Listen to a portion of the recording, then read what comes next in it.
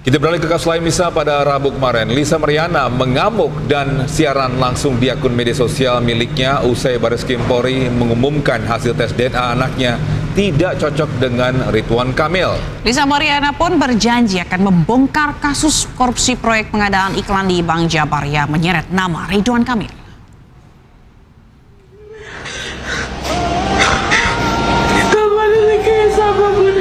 Tanggal 22 gue dijadikan saksi. Sambil menangis, Lisa Mariana mengamuk saat siaran langsung di akun media sosial miliknya setelah polisi mengumumkan hasil tes DNA anaknya tidak cocok dengan mantan gubernur Jawa Barat Ridwan Kamil. Lisa mengungkapkan kekecewaannya dan menduga ada rekayasa dalam proses pemeriksaan DNA.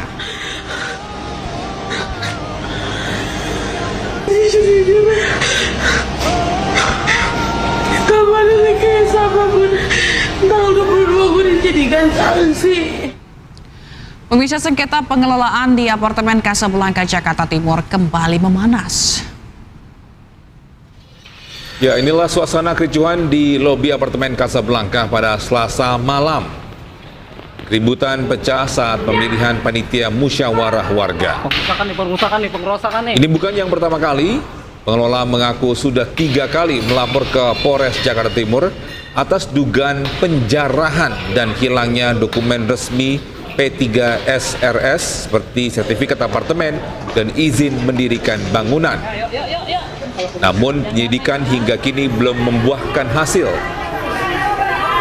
Sementara pihak caretaker membantah dan menyebut pengurus lama sudah tak lagi bertanggung jawab atas dokumen tersebut. Hingga kini sengketa belum berujung damai, warga kembali menjadi saksi kericuhan yang berulang. Ini adalah akibat dari 3 laporan tadi diduga mengetahui rencana itu. Ya, harusnya jangan adalah berita-berita sudah 3 bulan yang lalu, ya 3 bulan yang lalu kamu melapor, coba sampai hari ini kami belum mendapatkan tanda-tanda perkembangannya sehingga mereka makin berani. Nah, makin berani ini tadi malam mereka melakukan lagi aksi barbar. Ya, kita sedang menyelenggarakan ya pemilihan panitia musyawarah untuk pemilihan ketua P3RS. Ya, pemirsa, belum usai kontroversi kenaikan gaji, anggota DPR kembali memberikan usulan yang cukup mengejutkan. Apalagi nih Togi ya. Kali ini anggota DPR RI Komisi 6 Nazim Khan meminta PT KAI menyediakan 1 gerbong khusus untuk merokok. Baik, Assalamualaikum warahmatullahi wabarakatuh. Permintaan disampaikan Nazim Khan dalam rapat dengar pendapat dengan PT KAI di Gedung Parlemen Senayan, Jakarta. Nazim meminta PT KAI untuk menyediakan gerbong khusus merokok, khususnya pada kereta jarak jauh.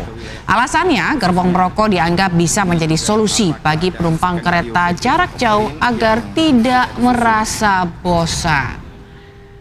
Tapi saya berharap Bapak bisa memperbaiki. Sebaliknya begitu, dia aktivitas dia lebih oke. Nah, paling tidak Pak, ini ada masukan juga.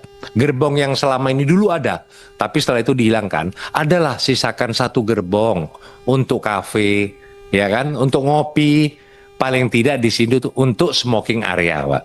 Nah, karena banyak kereta ini tidak ada smoking area, Pak Bobi.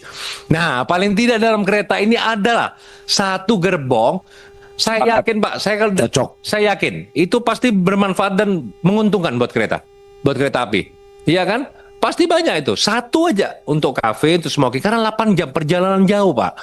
Di bis saja Pak, hampir 8 jam 10 jam. Ya, sementara itu juru bicara PT KAI Ana Purba menyatakan hingga saat ini kereta api masih bebas asap rokok.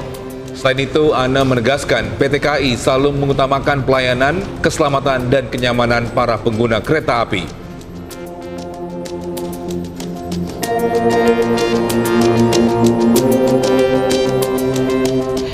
Baik, kita tunggu keputusan resmi dari PT KAI begitu ya.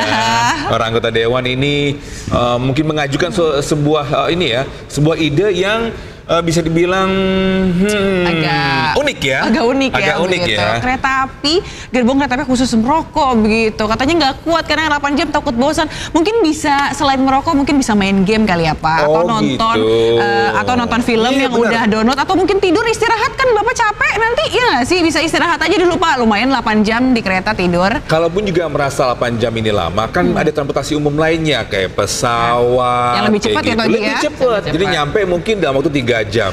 Kan juga gajinya juga besar, tunjangannya juga besar. Jadi jalan keluarnya mungkin kalau memang lama di kereta bisa saja naik pesawat. Pesawat, Ya? benar. Iya. Kita ke informasi selanjutnya, Togi, dan pemirsa juga ini Menteri Hukum RI Supratman Andi Adgas akan audit Lembaga Manajemen Kolektif dan Lembaga Manajemen Kolektif Nasional terkait pembayaran royalti. Ya, beberapa waktu lalu musisi Ari Lasso juga memposting petisi audit WANI di media sosialnya karena kecewa terhadap LMK tersebut.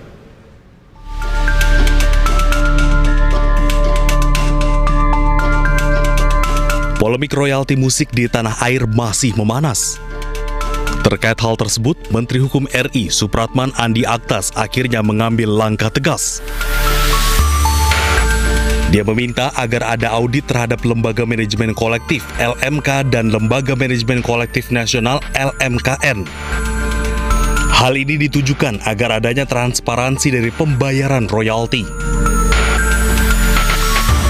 Tak hanya itu, Menkum juga menegaskan pemerintah tengah cari solusi bersama yang melibatkan stakeholders terkait. Dan yang pasti tidak boleh membebani UMKM. Sebelumnya, musisi Ari Lasso sempat alami kekecewaan terhadap LMK WAMI hingga mengumumkan inisiatifnya membuat petisi untuk mengaudit wahana musik Indonesia. Hal ini disampaikan Lasso dalam unggahan di Instagramnya, di mana dia ajak para rekan musisi dan masyarakat yang peduli untuk ikut mendukung langkahnya. Ari Lasso menegaskan gerakan ini bukanlah bentuk permusuhan personal, melainkan upaya mencari kebenaran dan transparansi dalam pengelolaan royalti musik di Indonesia, khususnya yang dilakukan oleh WAMI. Tim Liputan iNews melaporkan. Ya, kembali bersama kami di iNews Today. Pemirsa, Komisi Pemberantasan Korupsi menangkap Wakil Menteri Tenaga Kerja Immanuel Ebenezer dalam operasi tangkap tangan KPK pada Rabu malam. Juru bicara KPK Budi Prasetyo mengungkap ada 14 orang yang ditangkap KPK dalam operasi tangkap tangan tersebut. KPK juga mengamankan 22 kendaraan yang terdiri dari 15 mobil dan 7 motor. Operasi senyap KPK ini terkait kasus dugaan pemerasan ke sejumlah perusahaan, pengurusan sertifikasi keselamatan dan kesehatan kerja atau K3.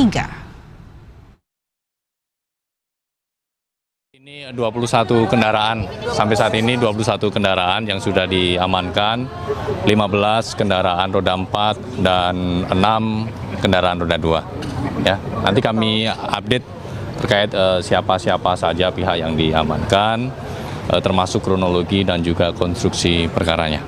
Diamankan dari berapa orang dan juga dari mana kemarin? Ya, nanti kita jelaskan lebih detailnya ya, diamankan dari pihak siapa saja begitu, karena dalam rangkaian kegiatan tangkap tangan kali ini sebagian teman-teman juga masih di lapangan. Oke ya, makasih ya. Ya, Komisi Pemberantasan Korupsi melakukan operasi tangkap tangan terhadap Wakil Menteri Tenaga Kerja Immanuel Ebenezer. Dari OTT tersebut, KPK menyita 15 mobil, 7 motor, dan uang tunai.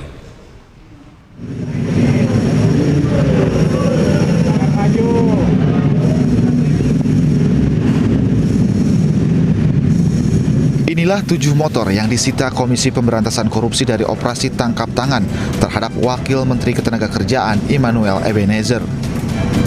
Motor gede ini mayoritas merupakan pabrikan Italia, mulai dari Ducati dengan berbagai tipe hingga Vespa. Adapun harga motor yang disita KPK ini berkisar antara ratusan juta rupiah dan yang tertinggi Ducati Multistrada yang mencapai 1,3 miliar rupiah. KPK juga menyita 15 mobil dalam OTT terhadap Immanuel Ebenezer. Mobil sitaan ini terdiri dari berbagai merek dari pabrikan Eropa hingga Jepang.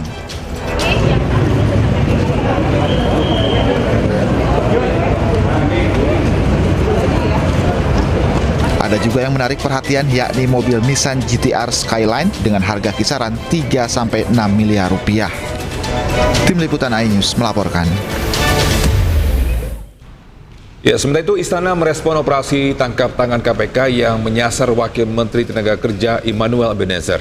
Presiden tak segan mengganti Ebenezer jika terbukti bersalah. Yang berkali-kali diingatkan oleh Bapak Presiden kepada kita semua bahwa kita perlu untuk terus berhati-hati.